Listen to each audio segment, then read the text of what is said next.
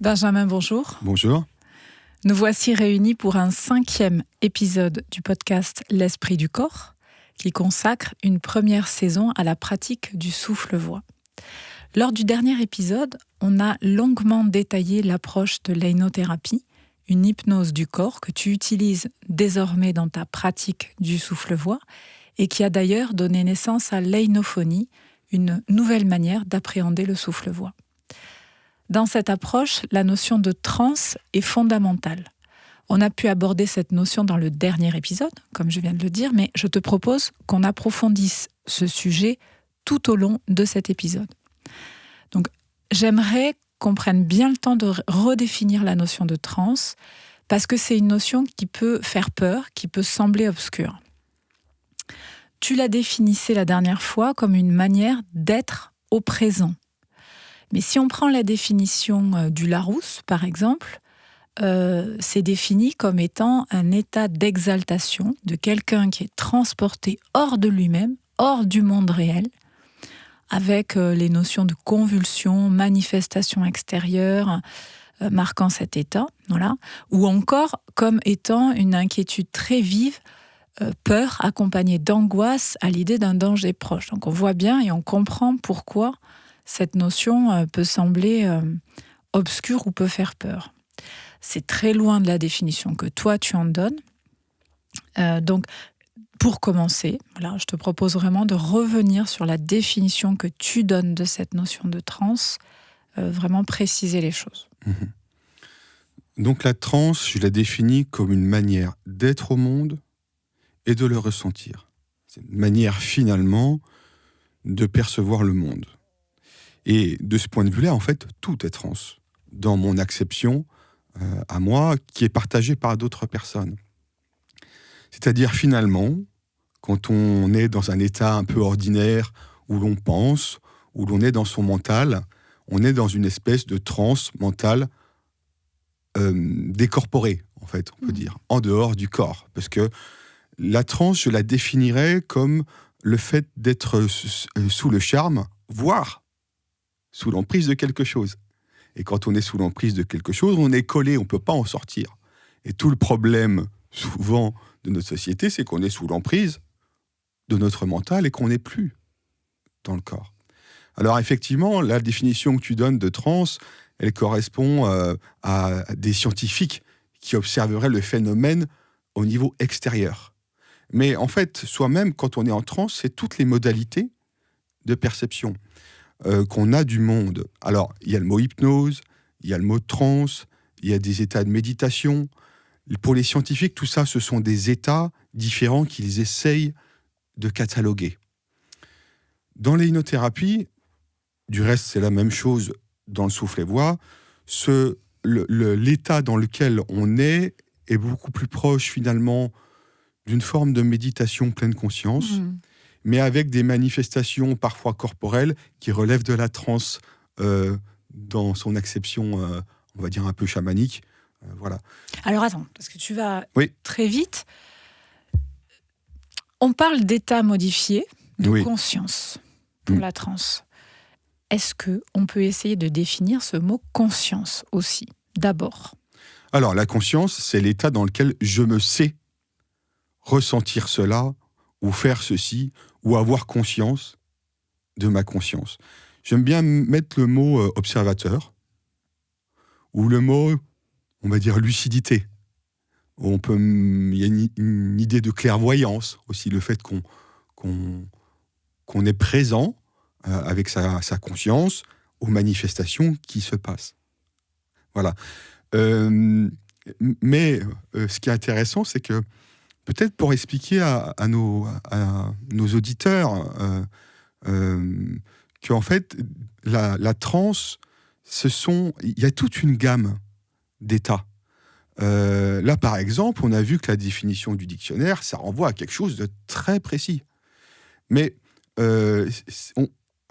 moi, je pourrais dire, par exemple, que l'échelle qui permet de savoir où on est dans la transe, d'un côté, tu aurais la lucidité et la conscience, et puis de l'autre extrême, tu aurais l'ivresse et l'inconscience. OK ? Alors, nous, ce qui nous intéresse, en soufflet-voix, comme en hypnothérapie, c'est pas des états très profonds, c'est-à-dire ceux où on perd toute lucidité. Ça nous intéresse pas. On veut que les gens, ils puissent être acteurs de ce qui se passe, ils puissent être partie prenante, on va dire plutôt, de ce qui se passe, et qu'ils aient la liberté de pouvoir en sortir. Donc, ça veut dire qu'on va travailler sur des états lucides. OK ? D'accord. Donc, je fais cette précision parce que c'est important d'arriver à bien dissocier cette notion de conscience de cette notion de transe. Donc, la conscience, c'est un état d'observation. La transe serait plutôt, dis-moi si je veux, mais un mouvement, un processus, quand la conscience est plutôt un état. Alors là, je crois qu'on va s'embarquer dans des choses qui sont un peu complexes. En fait, c'est assez malaisé de définir tout ça.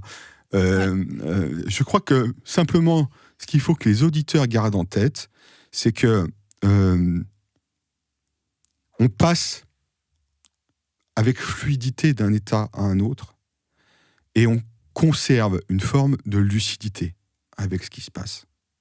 Donc il y a une idée de mouvement. Il y a une idée de mouvement. Voilà. C'est-à-dire qu'on ne va pas mettre les gens brutalement dans des états qu'ils ne peuvent pas s'approprier. Ça, c'est quelque chose de clé.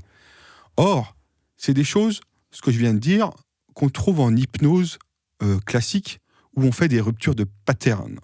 C'est-à-dire qu'on va faire des coupures, où on va plonger les gens subitement dans un autre état. Et là, du coup, ça en fait des marionnettes. Et ça, c'est très préoccupant. C'est pour ça que moi, le mot d'hypnose, il est souvent connoté comme ça, et il ne me convient pas par rapport à ce que je fais. La méditation, le zen, ou à la limite la transe, parce que des fois, le corps a ces mouvements qu'on ne va pas réprimer, me conviennent mieux. Voilà. Je pense qu'il faut surtout avoir ça en tête, parce que je crois que si on va dans des définitions trop précises, on risque de se perdre, et c'est quelque chose d'un petit peu mystérieux. Mais je vais prendre un autre exemple. Quand on écoute de la musique, ça nous met dans une transe particulière. Quand on a une émotion, c'est une transe particulière. La transe de la tristesse n'est pas la même que celle de la colère ou l'état dans lequel je suis amoureux, par exemple. C'est vraiment, on est sous le charme de quelque chose. On est dans une atmosphère et on ressent le monde avec une qualité particulière. Et ça, d'ailleurs, c'est très intéressant parce que quand il y a une transe quand il y a une tension qui est là, elle nous met dans une transe. Et c'est une transe qui est désagréable. Et souvent, ce qu'on fait, on essaie de se détourner de cette transe-là pour l'oublier. J'ai un coup de déprime, alors je vais boire un petit coup. Bon, c'est pas la meilleure chose à faire, hein. Ou alors je vais écouter de la musique. C'est-à-dire que je vais passer dans une autre transe qui me fera oublier mon problème. Sur le moment, ça soulage. Le problème, c'est qu'en fait, on s'est détourné du présent de notre corps. Oui, d'accord. Voilà.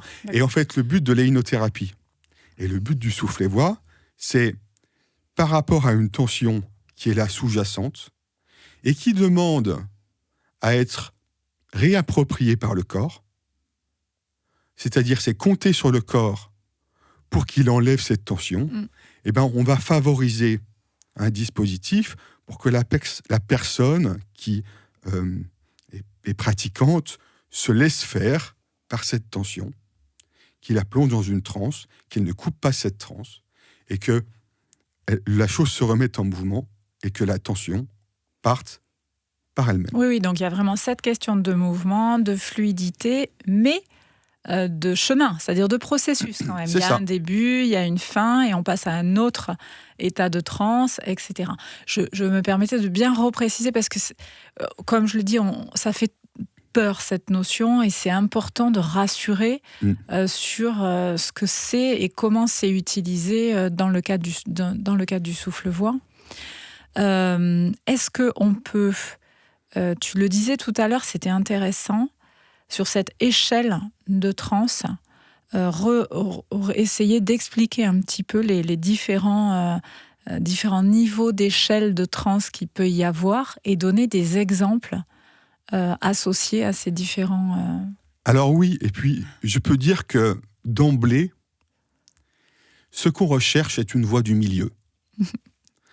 Alors, ce qu'on recherche, mais on ne va pas essayer de le provoquer, on va attendre que ça se manifeste.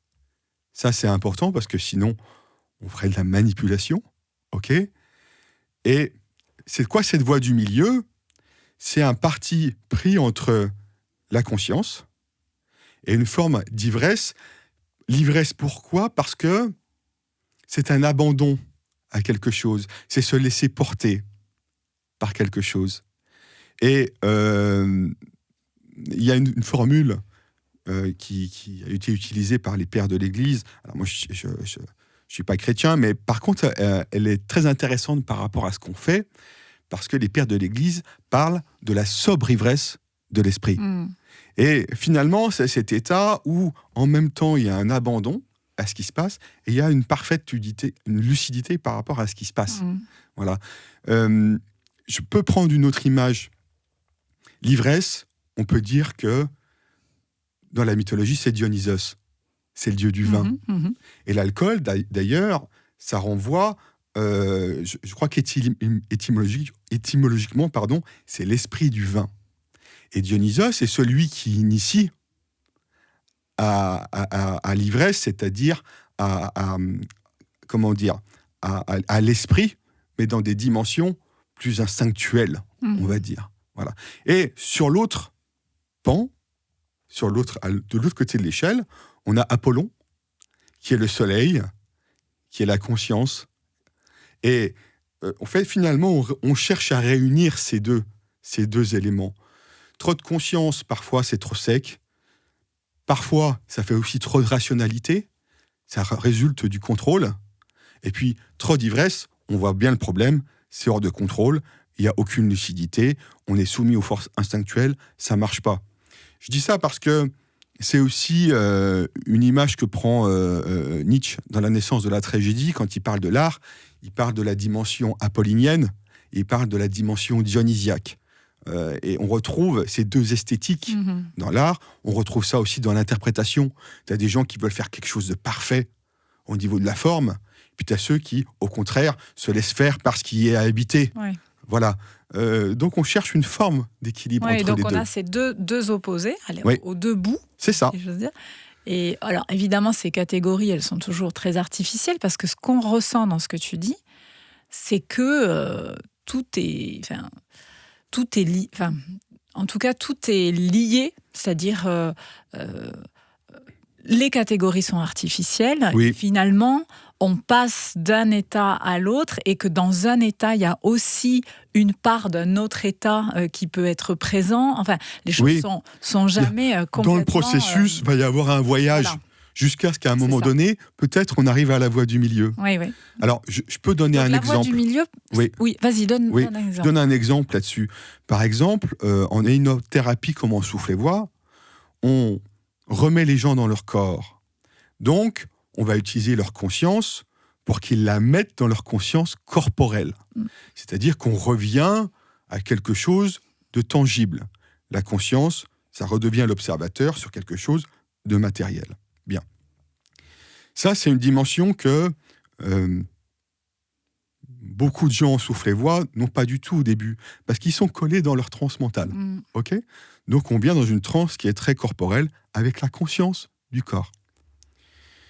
Mais il arrive que, au bout d'un certain temps de pratique, il y a des gens qui ont une bonne conscience corporelle, qui ont d'autres pratiques aussi, et qui savent mettre leur conscience dans leur corps. Ils savent se mettre dans leur corps. Mais ils contrôlent. Ouais. Et là, en fait, il n'y a pas ce lâcher-prise. Et ce lâcher-prise, il demande de ramener, on va dire, un peu plus d'ivresse dans cet état de transe pour que la personne, elle reste consciente de ce qui se passe, mais qu'elle se relâche. C'est là où on va trouver, par exemple, cette forme d'équilibre. Et il est possible qu'on passe par des moments où la personne, elle se sente un peu diluée, un peu dissoute. Et puis, on va revenir vers un espèce d'équilibre. C'est un peu l'enjeu. Oui. C'est pour ça que parfois, des pratiques comme le yoga, alors que c'est une pratique très corporelle, peuvent être beaucoup dans le contrôle. Et finalement, la conscience du corps est liée, mais en même temps, elle est très contrôlée. C'est ce que tu veux dire. Oui, voilà. C'est sûr que Dionysos, le dieu du vin, il amène un peu d'ivresse et il amène à lâcher le contrôle. Mais il faut le faire de manière dosée.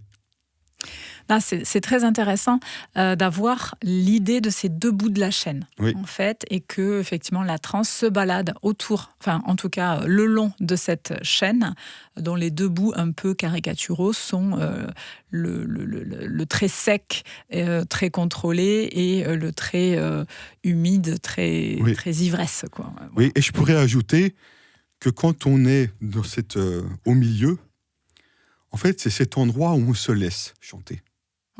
Mais qu'on se voit se laisser chanter. Parce qu'il y a la conscience, et s'il y a une espèce d'abandon, et en même temps, on profite de cet abandon. Il y a une espèce de jubilation. Voilà, c'est la sobre ivresse de l'esprit. Est-ce que tu pourrais nous parler rapidement de ce qu'on appelle les transes chamaniques ? Peut-être donner, toi, une définition. Enfin, une définition là, c'est plus tout à fait une définition, mais une manière, la manière dont ça se déroule, et puis l'objectif peut-être. Alors c'est pareil, c'est tombé dans les catégories. Moi j'aurais tendance à dire, dans mon expérience, que c'est un état où on laisse faire le corps. Et puis le corps a ses manifestations qui sont en dehors du contrôle, on va dire, habituel. Voilà, c'est-à-dire qu'on laisse finalement parler le corps. Il peut trembler, il peut avoir certains gestes. Voilà, on ne va pas réprimer le corps. Par contre, on ne va pas laisser faire n'importe quoi. On va mettre une structure là-dedans. En tout cas, nous, c'est ce qu'on fait en hypnothérapie, c'est ce qu'on fait en souffle-et-voix. Pour moi, je ne me catégorise pas comme des disciplines chamaniques, mais si on veut faire un parallèle... Quand même, c'est pour ça que j'en parle. Voilà, c'est pour que les gens puissent se représenter les choses, on peut dire qu'il y a certains états qui peuvent effectivement s'assimiler à ce genre de pratique. Oui, où c'est vraiment le corps qui reprend... oui, c'est le corps qui devient premier. C'est le corps qui vit, qui est présent, et on se situe en fait, nous on va plutôt dire, sur des endroits où le corps il a des réflexes, il a ses propres mouvements. Et ben on se situe à ces endroits-là, alors que d'habitude on contrôle. Oui. Tout. Et sur l'échelle dont tu parlais tout à l'heure, contrôle ivresse, du coup on se situerait où dans une transe chamanique ? Alors ça dépend. Je pense qu'il joue aussi avec les états différents. La propriété du chaman, c'est de pouvoir t'emmener dans un endroit et de pouvoir t'en sortir. J'aimerais avoir ton avis sur la transe et la question de la guérison. Est-ce qu'une transe aboutit à un état de guérison ou pas du tout ? Quelle est ta clarification sur ce point ? Alors moi, je me situe pas du tout dans ce domaine-là. C'est-à-dire que je considère pas que ce que je fais soit thérapeutique. On voit bien que ça fait du bien. On voit qu'il y a un bien-être après. Mais moi, j'ai pas ce positionnement. Si les gens veulent se faire soigner une pathologie, ils vont voir un médecin. Voilà. Par contre, l'hypnothérapie, c'est intéressant de ce point de vue-là parce que c'est précisément un accompagnement qui n'est pas thérapeutique au sens classique du terme. C'est-à-dire qu'on va pas soigner des choses. On va prendre soin d'une personne. Ce qui n'est pas pareil. C'est là une pathologie, elle doit se faire soigner ailleurs. Le but de l'hypnothérapie, c'est de pouvoir se laisser faire par le présent et peut-être d'avoir un autre regard sur une situation. C'est-à-dire que par rapport à une situation où on aurait une pathologie, eh ben, d'accepter le fait qu'on ait cette pathologie, et puis, c'est déjà un premier temps qui est important d'ailleurs, pouvoir avoir du recul là-dessus et pouvoir être serein par rapport à ça. Mais du coup, quand on est serein, il est probable qu'on fera les meilleurs choix ensuite dans d'autres pratiques pour aller se faire soigner. Voilà. Donc moi, je le définis comme ça. C'est pour ça que je préfère le mot, pour moi, énopraticien. C'est-à-dire, c'est simplement mettre les gens dans le présent. Si les gens sont malades, voilà, vous êtes malade, moi, j'y peux rien. Arrêtez de lutter contre. On va accepter cette réalité en se laissant faire par ce que ça vous fait. On va enlever les tensions dues au fait d'être malade, mais pas les tensions de la maladie. OK ? Et puis, là, quand vous serez présent, vous aurez aussi l'esprit plus clair, et puis vous irez vous faire soigner ailleurs. Oui, tu crées un espace. C'est pour ça que moi, je me situe pas sur ce terrain-là, et en plus, ça dépend de ce qu'on entend par guérison. Mais oui. C'est-à-dire que ça dépend des cultures. Chez nous, en Occident, le mot guérison, c'est ne plus avoir le symptôme, c'est survivre à une maladie. Mais si on prend d'autres pratiques, c'est pas forcément ça. Ils sont parfois sur d'autres plans, de savoir si vous allez mourir, à la limite, ça leur est égal. Donc voilà, ça, c'est pas du tout mon positionnement à moi. Je considère simplement que les gens soient animés par un processus de vie. Des fois, il y a des choses qui bloquent. Je fais en sorte de mettre un dispositif pour que le mouvement se relance par lui-même. Le reste, ça ne me concerne pas. Tu crées un espace où le soin de soi-même peut arriver. Oui. Parce qu'on est attentif avec ce présent à ce qui est en train de se passer là, à ce moment-là. En fait, tu crées un espace. Oui, je prends soin de la personne, mais je n'administre pas un soin à la personne. C'est très clair. Alors cette notion de transe, on en a essayé de la définir. On voit que c'est plutôt un mouvement, etc., qu'il y a différentes approches qui utilisent cette notion de transe, dont l'aïnothérapie, évidemment. Donc, on va revenir dans ce cadre-là. Donc, l'approche par la transe t'emmène à proposer une nouvelle lecture du souffle-voix pour favoriser ce lâcher-prise. On est dans l'aïnothérapie. Alors, oui, je t'en prie. Oui, alors, c'est important de dire ce que j'ai vécu avec Serge Wilfard là-dessus. Parce qu'avec Serge Wilfard, il n'est pas question d'état intérieur. Évidemment, les gens, ils vivaient ce qu'ils avaient à vivre.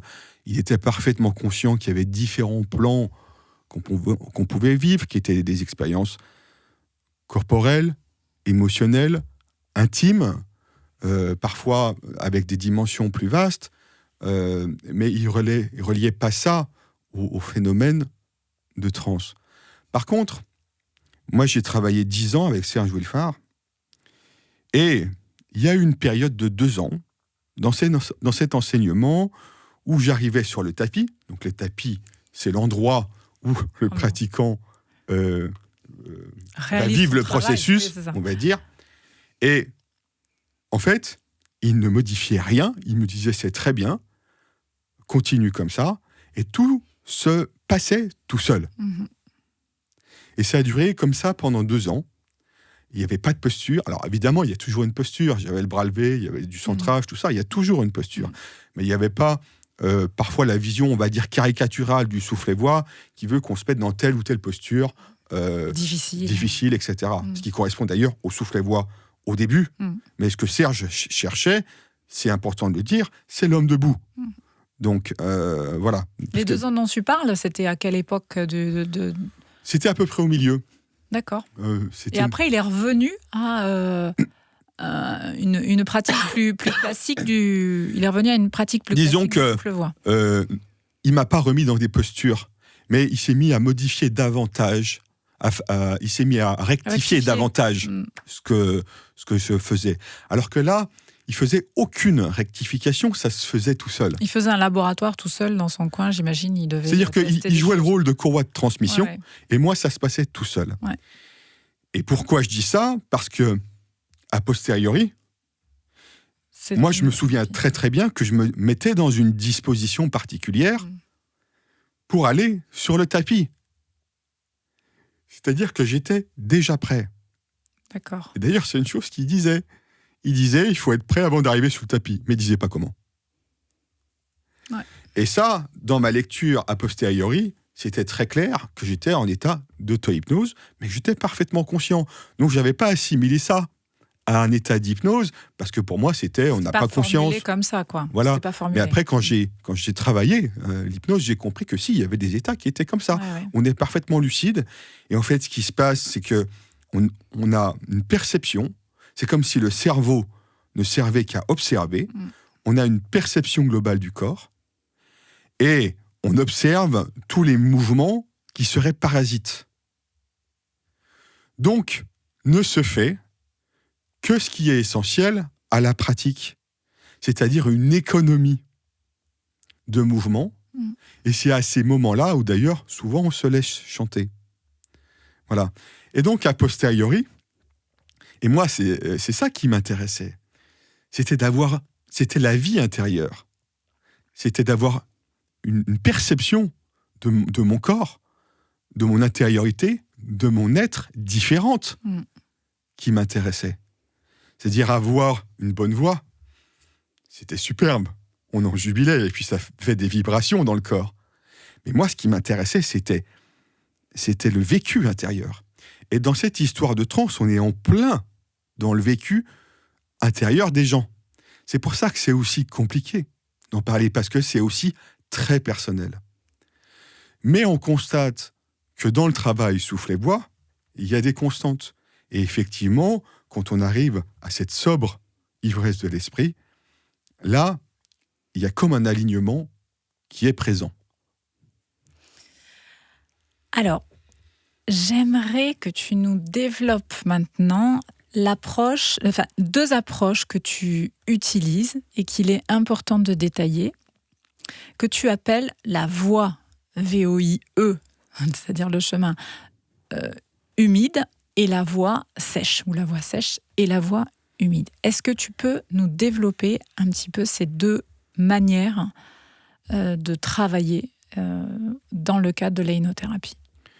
Oui, alors c'est des termes que j'ai empruntés à l'alchimie. Et en fait, pendant tout le début, les premières années comme praticien, en fait, je suis dans ce que j'ai appris avec Serge, c'est-à-dire quelque chose de très soft, très épuré au niveau du clavier, qui consiste à je joue note à note, une note, et ensuite je présente la suivante, voilà, etc. Et pourquoi? Alors, il y a différentes raisons à ça. D'abord, Serge, il n'était pas pianiste. Ensuite, la plupart des gens qui passent sur le tapis ne sont pas musiciens. Donc, ils ont une note à faire, on ne leur donne pas 50. OK ? Et puis, ça, c'est le côté pratique. Mais ce qui est intéressant, c'est que finalement, jouant note à note, on réduit les données à quelque chose de très épuré. On relance un rythme, il y a plein de manières de jouer. Et puis, de note à note, on peut structurer la respiration. Il y a des manières de jouer, d'ailleurs, qui ne nous avaient pas tellement enseigné. Mais ça, on le voit. C'est-à-dire que faire un legato, c'est-à-dire relier deux notes l'une après l'autre avec un liant, ça ne va pas donner la même chose comme information à celui qui chante que si on les fait détacher. Bien voilà. sûr. Où on peut retenir, par exemple, la note d'après, parce que ça aussi, c'est une chose qui ne nous a pas enseigné, mais c'est très intuitif, on l'observe sur le tapis, que quand on fait une suspension, la personne, elle retient sa respiration. Et des fois, c'est très intéressant parce qu'elle a tendance précisément à respirer trop vite. Donc, si je fais ce petit suspension, ce petit rubato, eh ben, ça permet de jouer sur plein de choses. Voilà. Mais il y a une phase de ma vie, d'ailleurs personnelle, où j'ai connu, on va dire, des mois avec beaucoup d'ouverture, d'expansion. Je vivais des moments extrêmement heureux, extrêmement riches, tout ça, etc. Il y avait comme un lâcher-prise qui s'est passé dans ma vie perso. Ça faisait déjà quelques années que sur le plan professionnel, j'explorais la question de la transe. Et puis, ça a duré quelques mois comme ça, puis quelques semaines avant que ça s'effondre de l'autre côté, parce que quand on vit des mouvements d'expansion, il y a fort à parier qu'après, il y a avoir des mouvements de contraction qui sont un petit peu moins drôles. Mais voilà, c'est comme ça fait partie de la vie.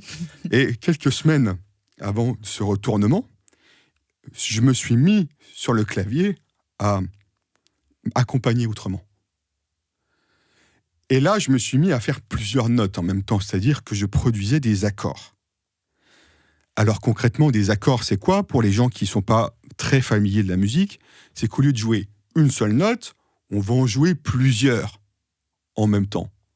Quand un guitariste ou un pianiste accompagne un chanteur, souvent ce qu'il fait, c'est des accords. Ça permet d'enrichir l'espace, ça permet de le porter. On voit bien que pour le chanteur, la personne qui n'est pas familier de la musique, ça peut jeter un trouble. Quelle note je vais chanter? J'ai un fouillis de notes. C'est certes très beau musicalement, mais moi, qu'est-ce que je vais chanter? Voilà. Alors ça, Sergi le faisait un petit peu. Mais en fait, comment dire, les accords, en musique, ça correspond à une grammaire. OK? C'est-à-dire qu'on ne va pas faire des superpositions de n'importe quelle note. Il y a certaines superpositions qui sont consonantes, il y en a qui sont dissonantes. OK? Et quand on veut donner des repères à quelqu'un, on peut faire un accord parfait majeur. OK? Et puis, là-dessus, il y a une note dominante qui sera celle que la personne va chanter. Et puis, après, on peut monter d'un demi-ton. C'est-à-dire, on fait le même accord, exactement le même. On va le translater. En musique, on dit on va le transposer. Et puis, la personne, intuitivement, comprend qu'il faut qu'elle fasse à nouveau la note dominante de l'accord, fondamental, on dit en musique. Et du coup, elle va produire la note du dessus. Donc ça, il le faisait de temps à autre. OK ? Et puis, parfois, d'ailleurs, il faisait une espèce de vocalise là-dessus qui était différente de d'habitude. Mais moi, ce que je propose, c'est différent. Parce que il n'y a pas forcément cette transposition qui est un repère pour la personne. Et je vais jouer sur les accords. C'est-à-dire que je vais faire des accords avec des couleurs différentes, avec des ambiances différentes, toutes en gardant un tout petit repère pour que la personne comprenne qu'intuitivement, elles doivent monter demi-ton par demi-ton. Et ces couleurs différentes apportent des ambiances et puis suggèrent parfois aussi des choses intéressantes. C'est-à-dire, si je sens que la personne doit mobiliser davantage d'élan, davantage de tension, eh bien, par exemple, je vais mettre une dissonance, je vais mettre une tension sur l'accord d'après, qui va suggérer à la personne qu'il faut qu'elle mette plus de voix. Donc on voit que les accords peuvent apporter quelque chose de différent. Et puis, il y a cette idée de... C'est pas seulement des accords musicaux, c'est jouer avec une forme de présence. C'est-à-dire que c'est habiter aussi ces accords. C'est-à-dire que toi, tu es dans ta présence en jouant, c'est ça que tu veux dire? C'est ça. Je suis dans ma présence quand je joue. Et c'est quoi la présence? La présence, c'est comme entendre le silence derrière le son. Il y a quelque chose d'invisible qui habite le son. Alors, en souffle-voix, on voit ça. Par exemple, quand la personne chante, en souffle-voix traditionnelle, j'allais dire, tout d'un coup, on se dit « Ah, là, il y a une âme qui chante. » Ok ? D'ailleurs, c'est tout l'intérêt du souffle-voix pour moi. C'est travailler sur la présence. C'est pas forcément avoir la bonne voix, la plus construite, tout ça, etc. Ça, c'est des trucs de performance. Ouais, c'est ça. Ce qui compte, c'est qu'il y a une âme qui chante. Bien sûr. C'est ça qui est plaisant. Et d'ailleurs, quand la personne, elle chante avec une âme, elle est dans un état de transe qui, elle, lui fait du bien. Il y a quelque chose qui est aligné à l'intérieur. Et parfois, d'ailleurs, c'est pas toujours des sons toujours très parfaits. Au contraire, des fois, il y a un petit grain d'imperfection. Mais il y a quelqu'un qui chante derrière. Donc moi, derrière le piano, c'est le même esprit. C'est le même esprit. Et puis, en fait, cette présence passe à travers les accords. Il y a quelque chose qui enveloppe la personne. Comme elle entend un peu un fouillis sonore, elle se laisse davantage porter. Ça provoque une légère ivresse. Elle se dit, mince, je peux plus contrôler la note que je chante. Avant, je l'identifiais, et puis là, je l'identifie plus. Qu'est-ce que je fais ? Et du coup, la plupart des gens, ils lâchent. Donc là, ce que tu es en train de nous dire... Ça, c'est la voix humide. Oui, alors, on va revenir à la voix humide, mais au moins... Voix VOIE. VOIE.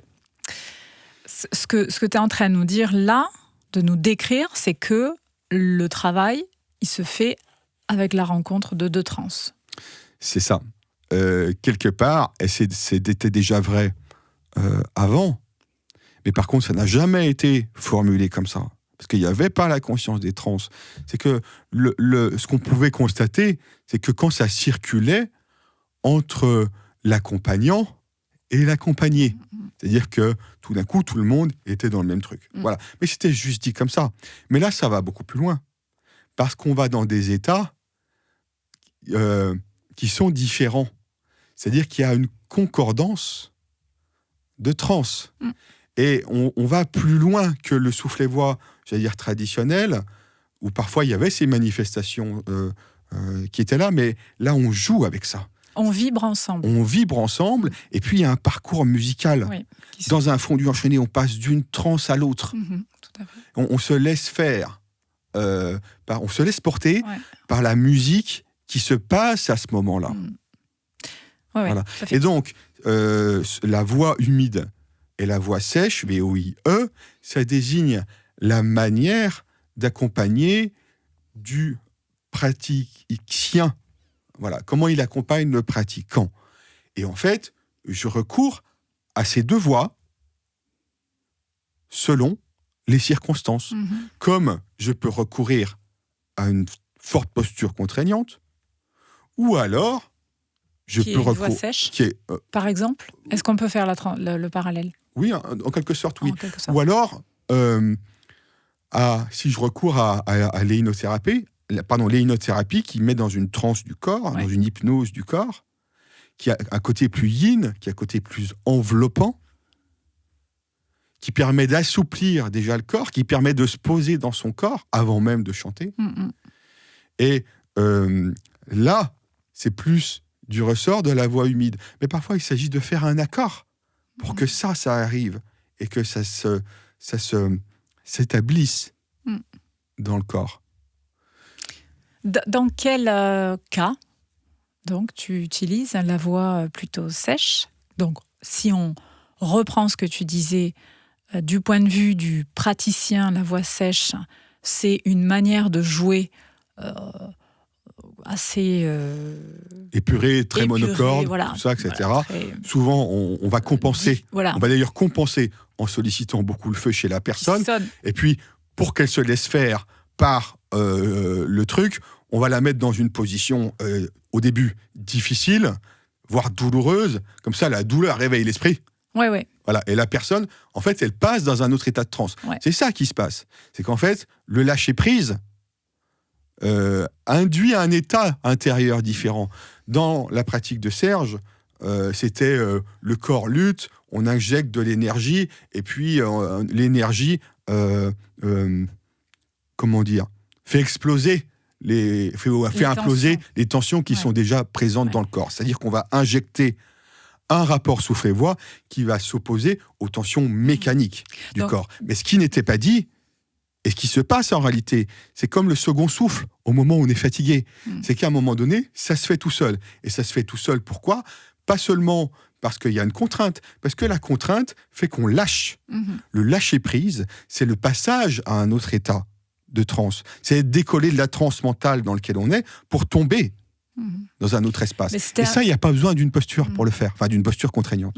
Et c'est un processus assez plutôt mécanique qui partait finalement de la voix sèche pour aller chercher le feu chez le pratiquant. Et à un moment donné, il se passait le lâcher-prise et avec un autre état qui arrivait et qui correspond plutôt à la voix humide que toi, tu vas chercher différemment du coup. Est-ce que c'est ça ? Pas tout à fait. Alors expliquons. Ce que tu décris, c'est le mode opératoire classique. Oui, voilà. Ce qui se passait avec Serge, quand moi, dans les 2 ans où je lâchais prise et où je me mettais en auto-hypnose, c'est du ressort de la voix humide. Oui, quelque part. C'est ça, oui. C'est-à-dire, il faisait pas des accords, lui. Mais moi, je me mettais déjà dans ma coupe. J'étais disponible. J'étais déjà ma propre enveloppe. Donc, il n'avait pas besoin de passer par la voie sèche pour aller chercher le feu. Oui, c'est-à-dire qu'en fait, Serge dégageait une présence intuitivement, instinctivement, qui souvent, pas toujours, hein, mais en tout cas, moi, ça me permettait de me mettre dans cette présence-là où j'étais déjà réceptif. C'est se mettre en état de réceptivité. Donc finalement, c'est toi qui induisais, là, dans ce cas-là, la voie humide au praticien. Non. Tu vois, on parlait tout à l'heure de trans qui se vibraient ensemble. Je crois que ça devient un petit peu complexe, là. Mais j'ai peur que ce soit complexe pour nos auditeurs. Mais moi, ce qui est sûr, c'est que je me préparais avant et que lui, étant dans cet état-là, ça le favorisait. Okay, et il y avait une circulation qui était déjà là. Voilà. Mais pour revenir à tout à l'heure, moi, je facilite cet état-là parce que les gens, ils n'y ont pas accès à cet état d'auto-hypnose et que parfois, la présence du praticien ne suffit pas à ce que les gens basculent dedans. Parce que cette présence, c'est quelque chose d'assez inhabituel et parfois, ça fait peur. Donc, quand ça fait peur, les gens, ils se ferment. Donc, ils reviennent dans du fer. Ouais. Donc, pour répondre à ta question, quand est-ce que je vais utiliser la voie humide ou la voie sèche, l'enjeu, c'est le lâcher prise. Quelle est la voie qui va me permettre de faciliter le lâcher prise chez le pratiquant? Voilà. Chez certains, le côté traditionnel marche très très bien parce que au bout d'un moment, quand ils sont dans l'action, ils lâchent. Voilà. Et puis chez d'autres, le corps est quand même raide. Ils ont besoin d'être rassurés. Ils ont besoin d'avoir cette disponibilité dans le corps. Ils ont besoin d'un peu plus d'ivresse. Okay ? Ils ont besoin de se relâcher avant que l'on réanime le feu. Oui. Voilà. Parce que dans la voie sèche comme dans la voie humide, en fait, il y a la présence dans le corps, mais il faut qu'il y ait de la flamme. Sinon, ça sert à rien. Sinon, ça devient un truc tout yin, et c'est pas l'intérêt. Ouais. Okay ? Est-ce que tu peux nous faire la différence entre la flamme, le feu, justement ? C'est la même chose, mais simplement, dans le souffle-voix traditionnel, moi je passe aussi par ce côté-là, au départ, on va réveiller vivement le feu chez les gens, pour voir comment ils réagissent. Ouais. Voilà. Donc avec de la force, quoi. Le mot force est un peu connoté. Je préfère le mot élan. Voilà. Et dans le côté flamme, tu vois, il y a ça. Il y a cet élan. Avoir la flamme pour quelque chose. Tu vois ? Donc c'est pour ça que j'aime bien le mot flamme. Donc, il y a cet élan et on réveille quand même vivement. Donc les gens, ils sont un peu déstabilisés. Et puis, ils sont des fois tellement déstabilisés qu'ils se laissent faire et que ça donne des résultats incroyables. Voilà.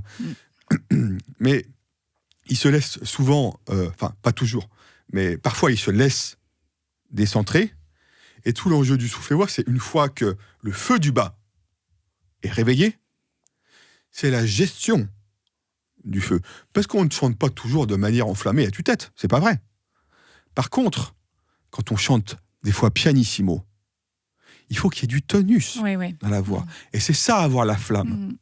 C'est-à-dire que, et c'est ça qui fait l'animation de quelque chose. C'est ça qu'on sent l'âme. Ça peut être des sons très ténus, mais il y a quelque chose qui est vivant derrière. Il y a une flamme.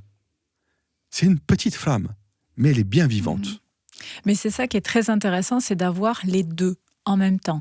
Et quand on commence le souffle-voix ou ce parcours-là, on a tendance à soit faire du feu, soit aller dans... Enfin, en tout cas, c'était moi, mon expérience, soit essayer d'aller dans la douceur, mais du coup, il n'y a plus de flamme. Exactement. Ce qui est vraiment intéressant avec ces deux approches, et je reviens souffle-voix, hypnothérapie, donc trans et moyen d'y arriver, c'est d'avoir les deux. C'est d'avoir cette flamme qui est au cœur de quelque chose de beaucoup plus doux.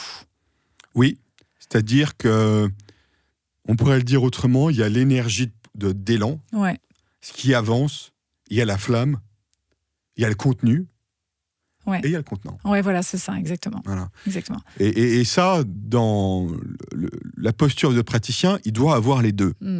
C'est-à-dire qu'il a ce contenant. Alors, ce contenant, c'est pas oui, mon pauvre chéri, tout ça, etc. C'est bien, c'est important de dire, parce que sinon, ça devient du maternage.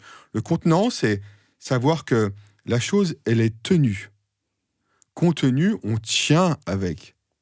Mais on n'est pas là en train de prendre de pouvoir de manière contenue. Ça, c'est ni pas d'étouffer, ni d'écraser. Voilà.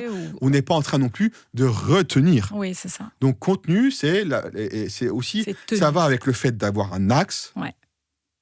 Et ça va aussi avec le fait d'avoir une présence. Donc, il y a... L'animateur, il doit être dans ce contenant. Et il doit lui-même, dans ce contenant, pouvoir donner, lancer quelque chose. Il y a quelque chose qui jaillit. OK ? Et dans la voix, quand l'émission est bonne, on a exactement ça. C'est-à-dire qu'on a le jaillissement de la voix, on a la flamme, voire le feu ardent, mais on a aussi la rondeur du son. Sinon, on peut faire ronfler le moteur, c'est très tendu, c'est très enflammé, mais c'est un peu grippé, et c'est pas l'idéal. Oui, voilà. C'est un parti pris entre la flamme et la rondeur. Le côté masculin, la projection, et la rondeur, la réceptivité. Ouais. Voilà. Et là, on touche aussi à une espèce de voie du milieu. Oui, c'est-à-dire que c'est toujours l'équilibre, on en reparlera peut-être, entre deux énergies. Moi, je le vois comme ça, le souffle-voix. Ouais. C'est rechercher la dynamique de ces deux énergies qui sont antagonistes et de trouver l'endroit, de mettre au dispositif où peut-être ces deux énergies, elles vont s'allier. Ouais. Ouais, tout à fait. Est-ce que tu peux on parle beaucoup de la présence. À quoi on reconnaît cette présence de l'extérieur ? Ça, c'est une question super intéressante. Parce que quand on fait un enseignement pour une formation de formateur, comme le faisait Serge en souffle-voix, on essaie d'être le plus pratique possible. Donc c'est pour ça qu'on se barre sur le corps matériel. Vous voyez, il y a tel changement. Là, ça se voit. Où le corps, il est comme ci. Il est comme ça. Mais la présence, c'est autre chose. Et là, la présence, c'est quelque chose d'un peu indéfinissable et quelque chose d'insaisissable. Et pourtant, ça se ressent... Par tout le monde. Ça se ressent de manière tangible. Oui. Mais je dirais presque avec un sixième sens. Et c'est là où on rejoint la notion de perceptude de François Roustan. C'est-à-dire que on va mettre de côté les critères objectifs. Oui, on pourrait objectiver matériellement, par les sens. Mais du coup, ça se sent. Et ça se sent comment ? Ça capte l'attention. Il y a une suspension. On est happé par quelque chose. Et en même temps, donc ça, c'est du point de vue de celui qui regarde, il est saisi par ce qui se passe. Il y a un caractère d'évidence. Parce que la personne, elle dégage quelque chose. Alors, ça peut paraître extraordinaire, mais moi, justement, je pense que dans un monde normal, ce serait du domaine de l'ordinaire. Et je prends cette comparaison avec la présence d'un bébé. La présence d'un bébé, ça capte. Pourtant, il ne fait rien. Hein. Dans le genre inutilité, un bébé, il n'y a pas pire. Mais tout le monde est là. Alors, on peut se dire, oui, mais c'est parce qu'il y a de l'amour, il y a un lien. C'est vrai, tout ça. Mais quand même quand ce n'est pas notre bébé, il y a quelque chose qui se dégage. C'est vrai. Il y a une présence qui est là. Même quand il dort, d'ailleurs. Ce qui montre que ça n'a rien à voir avec la conscience dans son corps. Oui. Voilà. Ouais. Mais et c'est ça, la présence. Et ça, c'est intuitivement musical. Je vais prendre une autre comparaison. Musicalement, tu peux aller voir des professionnels qui jouent très bien, mais c'est un concert routinier. Et bon, tu t'emmerdes un peu. Voilà, on va le dire honnêtement. C'est pas un grand soir. Voilà, Pourtant, qu'est-ce que c'est ? C'est des super musiciens. Le son, il est beau, tout ça. Ouais. Il y a quand même de l'engagement. Ils savent jouer. C'est quand même vivant. Mais il te manque quelque chose. Ouais. Voilà. Et puis, d'un autre côté, tu peux aller voir un concert d'amateurs. Alors là, c'est faux, ça grince, mais ils ont envie de jouer parce que c'est leur concert de l'année, quoi, tu vois. Et alors là, il y a quelque chose qui est habité dans la matière. Et puis si en plus tu as un chef d'orchestre professionnel qui s'est dégagé, qui a le sens de l'esprit dans la matière et qui sait faire ressortir le meilleur, ça peut être super bien. Voilà. Bon, après, tu as aussi la routine chez les amateurs et tu as aussi des trucs géniaux chez les professionnels, bien entendu. Alors, j'aimerais que tu nous parles d'une autre manière de faire, d'une autre manière d'arriver à la transe avec l'utilisation du chant spontané. C'est quelque chose que tu utilises désormais dans ta pratique. Et j'aimerais que tu nous dises un peu qu'est-ce que ça t'apporte de plus ou de moins, en tout cas ce que ça apporte de différent par rapport à la structure de base du Yéyi-Yuya, puisque, comme on le sait, comme on l'a dit, de souffle-voix est quand même basé, structuré sur cette vocalise qui se répète un peu à l'infini pendant le travail, Yéyi-Yuya. Donc, quel est l'apport différent du chant spontané ? Oui, alors tu as tout à fait raison, parce que le Yéyi-Yuya, c'est fondamental, et ça structure. Voilà. Et tout l'enjeu, c'est de structurer, mais d'ouvrir quelque chose. On constate qu'au départ, le Yéyi-Yuya des gens, il est coincé, et puis quand on injecte cette énergie, il y a quelque chose qui va s'ouvrir. Ça s'ouvre, mais ça structure par le Yéyi-Yuya. Donc ça, c'est toute la posture de l'âme, de ce qu'on fait habituellement en souffle-voix. Pour qu'on se représente mécaniquement les choses, c'est, en gros, il y a un tuyau d'arrosage qui est un peu grippé, okay, il est un peu raide, et puis quand on fait Yéyi-Yuya, ça révèle ça, et au fur et à mesure, en activant le feu et l'énergie, on va faire passer un flux de pression d'eau qui va assouplir ce tuyau-là. Ok ? Donc c'est ça. Le Yéyi-Yuya révèle les tensions. Voilà. Et il y a toujours ce principe de on ouvre l'énergie et on la structure. J'ai remarqué, et ça, le chant spontané, c'est quelque chose que je fais depuis quelques mois. Je le fais une fois dans un stage, par personne, souvent. J'ai remarqué que ça ouvrait la transe. Il y a... ça s'est déclaré parce que tu te retrouves parfois en difficulté avec certains élèves. Et quand tu es en difficulté avec certains élèves, tu inventes des choses. Et d'ailleurs, c'est tout l'intérêt de nos pratiques. C'est que tu inventes des choses. Et ça, c'est important de le dire, parce que Serge Wilfard, pendant 10 ans, je l'ai vu inventer des choses. Il avait des périodes. Donc pendant 1 ou 2 ans, il avait tendance à procéder de la même manière. C'est pour ça que le suivre pendant 10 ans, tu as vu la démarche d'un créateur, jusqu'à la fin où il avait épuré. Voilà. Donc, me retrouvant face à une difficulté avec certaines personnes, ayant déjà bien placé la voix humide et ouvert par la transe, tout d'un coup, je me suis mis à dire, là, on pose un accord et tu laisses venir. En gros, tu fais n'importe quoi. Voilà. Parce qu'en plus, la plupart des gens, ils ne sont pas musiciens. Hein. Oui. Donc, voilà. Et puis, il y en a qui sont musiciens, mais qui sont très conservatoires. Donc, et qui se réfugient derrière la partition. Donc, improviser, c'est très confrontant pour eux. Mais en fait, tout d'un coup, on bascule dans l'inconnu. Mais on y va, avec audace. Et dans l'improvisation, du coup, si la personne, elle sent qu'elle peut y aller, parce que derrière, il y a le contenant et il y a l'alignement, elle se dit « Ok, j'y vais ». Elle lâche quelque chose. Elle plonge dans l'inconnu parce qu'elle se dit « Là, je peux, il y a une structuration derrière ».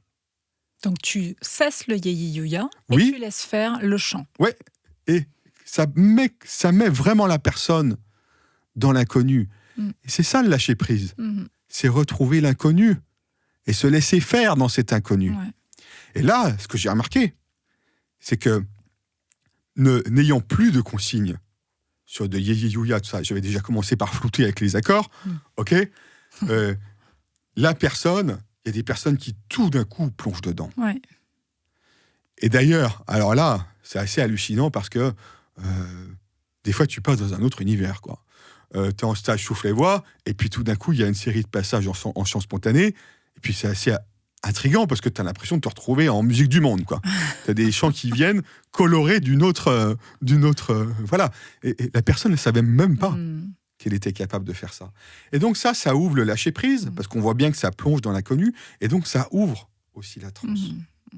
Et la personne qui avait du mal à lâcher parce qu'elle n'arrivait pas à aller dans la transe, qui avait du mal à lâcher dans la posture parce qu'elle se fermait à la douleur ou à la difficulté ou à la contrainte, tout d'un coup, il y a cette bascule dans l'inconnu.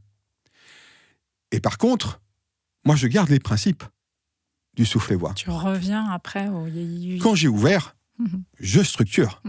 Et ça, c'est fondamental parce que ouvrir, c'est nécessaire parce que ça ouvre des autres modes d'être au monde. Et c'est ça qui, d'ailleurs, à mon avis, participe au bien-être ensuite quand les gens sortent du stage. C'est parce qu'ils ont des manières plus diverses d'être au monde.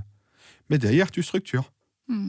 Parce qu'il y a aussi des pratiques où là, tu ouvres. Tu ouvres d'ailleurs parfois et vivement. Ça peut d'ailleurs se passer en souffle-voix traditionnel, si tu es comme ça. Ça peut être un peu l'écueil du souffle-voix traditionnel. C'est que en allant dans la force, en ouvrant vivement et en lâchant subitement, il y a un côté un peu rupture, parfois. Tu bascules subitement d'un état à un autre. Et pendant le stage, ça va, c'est géré, c'est structuré. Mais derrière, est-ce que c'est... Je suis pas sûr que ce soit toujours profitable qu'il y ait eu ces ruptures. Voilà. Donc, c'est ça aussi qu'apporte l'hypnose. C'est ça qu'apporte la voix humide. C'est que dans cette capacité à se fondre dans la pratique, à s'approprier pour le pratiquant le processus, comment on descend dans son corps, eh bien, ça donne une chose clé, qui est l'autonomie. Et puis surtout, ça respecte un processus. Un processus, qu'est-ce que tu veux dire par là ? C'est-à-dire une fluidité. D'accord. Oui, c'est le processus dont on parlait tout à l'heure, le mouvement, voilà, ouais. C'est D'accord. ça, la mobilité, qu'on puisse passer d'une note à l'autre, d'une intensité à l'autre, d'une transe à l'autre. Donc, avec le chant spontané, on ne trahit pas le souffle-voix. Non, c'est simplement un outil différent.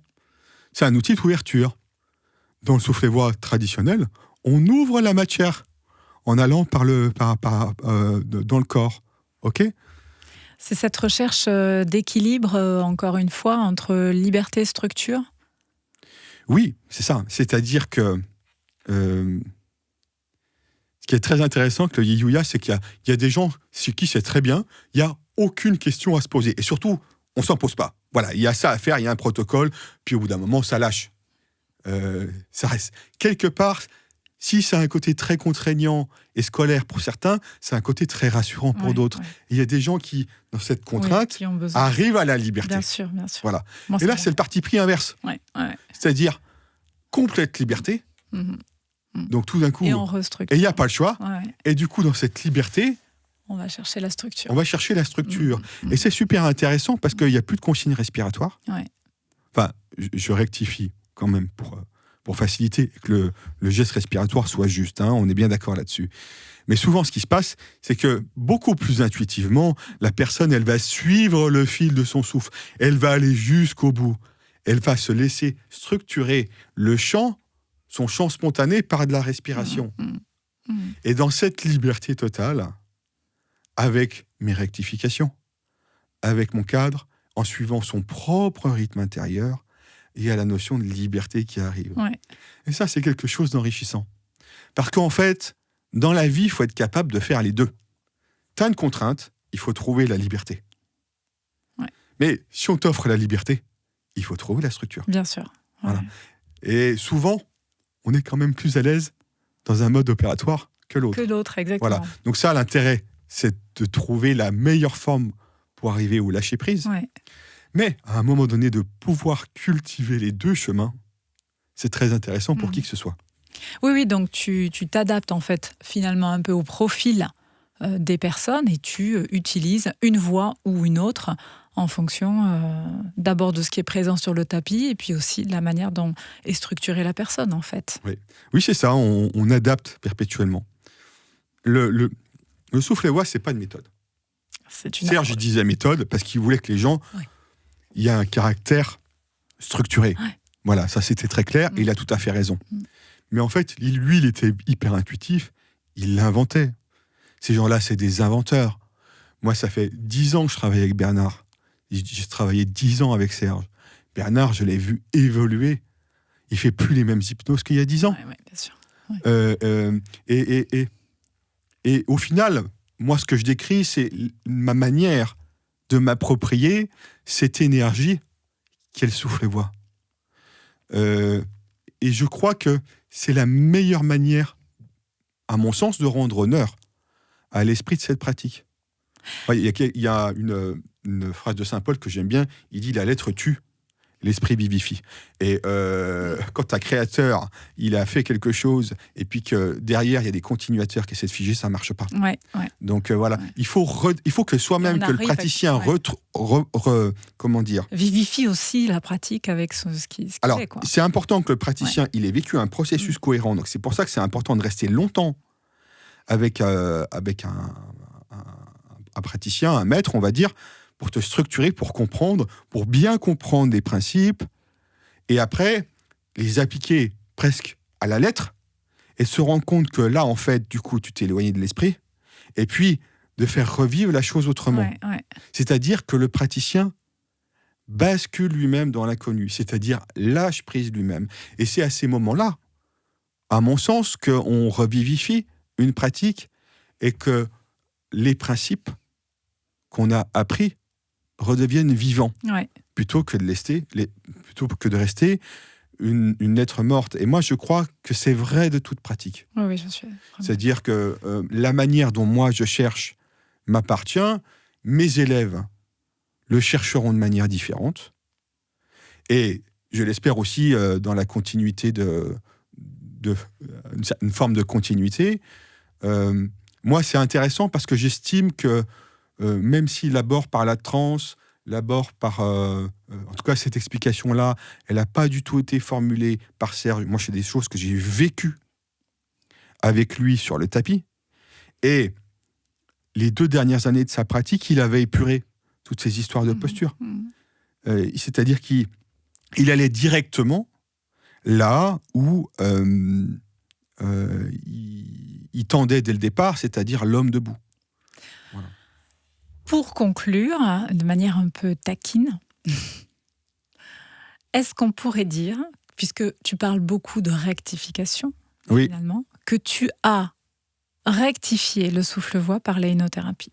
Alors, j'aurais pas cette prétention de dire que j'ai rectifié la pratique de Serge Wilfard. Parce que la pratique de Serge Wilfard était une pratique exceptionnelle, merveilleuse, et il y avait déjà l'esprit de l'intériorité et de la rectification. C'est le moment un peu taquin. Oui, je te remercie, mais c'est super intéressant ce que tu dis, parce que ça nous permet de donner juste un élément de compréhension.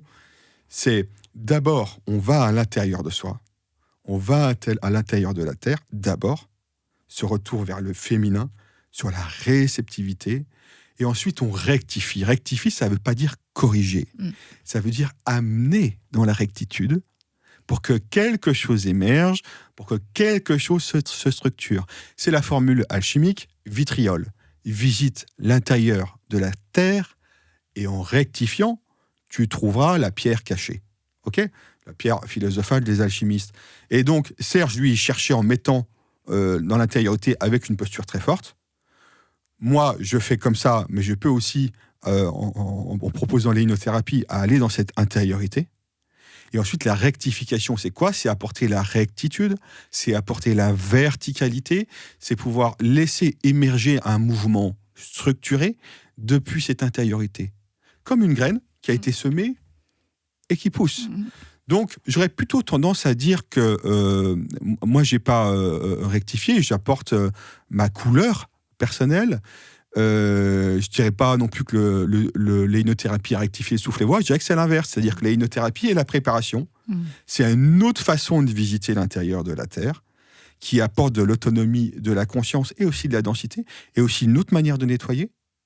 Et après, une fois qu'on a nettoyé, on va restructurer, on va rectifier. Et ça, c'est vraiment le soufflet-voix qui le fait.